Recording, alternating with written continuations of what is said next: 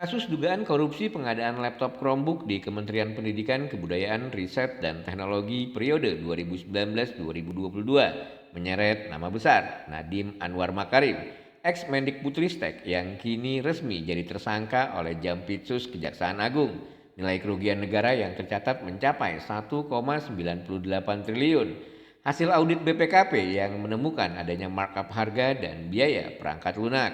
Namun yang membuat publik semakin heboh adalah langkah Hotman Paris, sang pengacara flamboyan, secara terbuka meminta waktu 10 menit bertemu Presiden Prabowo Subianto di istana. Ia yakin dalam waktu sesingkat itu bisa membuktikan kliennya tidak bersalah.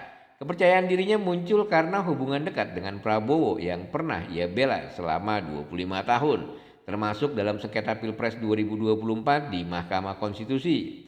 Permintaan ini langsung mendapat kritik. Pengamat hukum pidana Universitas Airlangga, Iwayan Titip Sulaksana, menegaskan bahwa presiden tidak boleh mengintervensi proses hukum. Yang menentukan bersalah atau tidak hanyalah majelis hakim tipikor. Dekat itu wajar, tapi presiden tidak akan berpengaruh.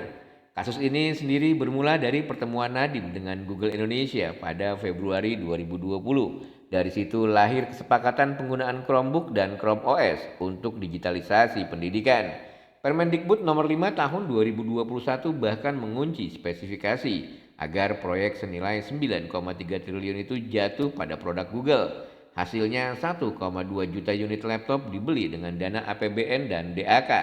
Namun audit menemukan kerugian besar, termasuk markup 1,5 triliun dan biaya software 480 miliar. Nama sejumlah pejabat ikut terseret, Juristan, Ibrahim Arif, Mulyasah hingga Sri Wahyuningsi. Fakta ini menegaskan masalah bukan sekedar administrasi, melainkan dugaan sistemis sejak awal perencanaan. Begitu juga Hotman Paris membela mati-matian. Ia menyatakan Nadiem tidak menerima uang, tidak ada markup dan tidak ada pihak yang diperkaya. Saya hanya butuh 10 menit untuk membuktikan ini di depan Bapak Prabowo. Namun bagi Titip Sulaksana, klaim itu tidak relevan. Kejaksaan sudah punya bukti kuat 120 saksi, 4 ahli, audit resmi hingga surat balasan Nadiem kepada Google.